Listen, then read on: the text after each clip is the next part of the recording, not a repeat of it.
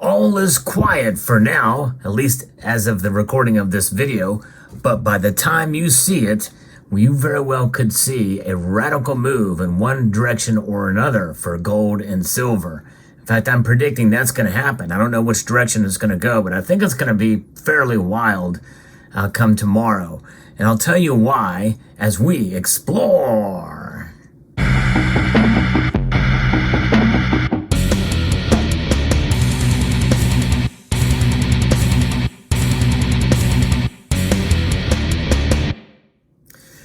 Predictions are interesting, and it's fascinating to see what happens, but we have been here before. Usually when numbers are posted, typically the markets move in one direction or another. It's the psychology of the markets, and that is something that has been around for quite a long time. But I just think now, especially this summer, we've seen it exacerbated based off of data and other metrics. And there's a lot to digest here. And so let's get into it. Now, I don't have the luxury of posting a video right as the news breaks, so I'm anticipating something happening that may or may not happen in one direction or another. But we have to think about the political landscape that we're living in these days. And sadly, I think that is what is driving some of these numbers from these so-called nonpartisan institutions. You know, there's things happening here in terms of the economic situation that is not good. We just got a surprise downgrade from Fitch, which is a U.S. government's credit rating, and it is down to AA plus now. And that came amid no major changes in U.S. government policies or actions recently, but instead appears to be recognition by Fitch of a bitter bipartisanship among lawmakers, including over raising the U.S. debt ceiling in recent years. And some say that it's an excuse for the U.S. stock indexes to see downside corrections after recent good gains. And we are also seeing rising bond yields this week, which has really hit gold and silver hard. And I think that is still a backstop to something else. With these treasury yields have actually been trending higher since March. But what's happening? The government's buying those. And I think that's sort of an artificial or essentially a manipulation of the bond price. But nonetheless, that credit rating and other things, people are forecasting a recession coming along, and that's where gold and silver come into play. Precious metals provide protection against economic uncertainty. They also cannot be hacked. However, we aren't using gold and silver every day to purchase goods and services. So likely, we are engaging in business where we need to present our personal information, which is then sold to data brokers who profit by selling your information to robocallers, telemarketers, spammers, and anyone else that wants to learn more about you. That's why I'm excited to tell you about today's sponsor, Aura. Aura will identify data brokers that are exposing your information and automatically submit opt-out requests on your behalf. They'll even opt you out of junk mail and telemarketing lists. You can use my link at aura.com/salivatemetal to try 2 weeks to see how many data brokers are sharing your information. The link is in the description, or you can scan the QR code on the screen. Aura also monitors your emails and passwords to see if they were involved in a data breach and exposed on the dark web, and gives you recommendations on what to do. Aura's app also features a VPN, password manager, real-time credit and identity theft monitoring, internet parental controls, and protects your devices from malware. Aura has almost every internet safety tool you'll ever need, all inside one app. Safety and security are the reasons we stack precious metals, so limit your exposure to these data brokers and go to aura.com/salivatemetal or scan the QR code now to start your free trial. So as we go on, we're going to have to look at the dollar and the dollar strength, because that is going to be the crux to all of this. What is moving the dollar right now in terms of the strength compared to other currencies around the world? We know it's losing value. That's inflation. And that is something different than what we see with the strength compared to other currencies. And it's going to be what happens when your central bank raises or lowers interest rates. The Bank of England just raised its main interest rate up by a quarter point as well to 5.25%. That was an expected move. But what is coming that's expected here soon is something that I think is going to be of much interest. In fact, by the time you see this video, those numbers may already be out. They are expecting 200,000 jobs. But the thing is that what happens, what have we been seeing the last couple of times these job numbers have come out, these non-farm payroll numbers?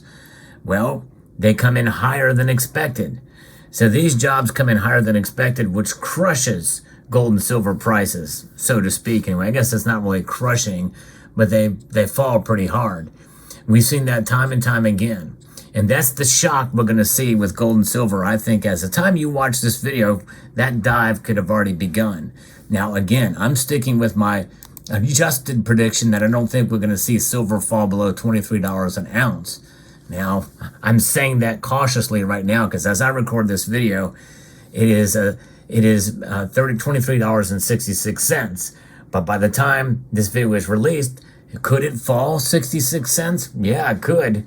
And we could see it go into the high 22s. I could see that happening. That's because I think that the job numbers are going to come in at around 209,000 again, like back in June. And again, it's sending a political message. It's what I refer to as the cooks at the Cook the Books Club. And they are in full force. And I know that is a jaded outlook, but I cannot help it. It seems like more and more of these supposed nonpartisan institutions have become grossly and hyper-partisan. It's just outright blatant. So it's very tough to be able to trust these numbers. But how do they cook the books? What is the recipe that they use? How are they mixing these ingredients? In other words, job numbers, that are the data from these. Well, they can twist them in a number of different ways. And I'm not sure really how all of that works, but we know the things like, how do they count a job, for instance? How many people work in 2 or even more jobs? Do they count those as employment? The fact even people have side hustles. I mean, this YouTube channel, does that count as me having 2 jobs? Well, certainly I'm working more than 40 hours a week on this channel alone, plus my full-time job, so they really should. But nonetheless, there's other factors that come into play too. And statistics are something that can be tweaked, and you can show whatever narrative you want with the same statistics if they're tweaked a different way. It's kind of like adding, there's several different kinds of ways to cook chicken, right?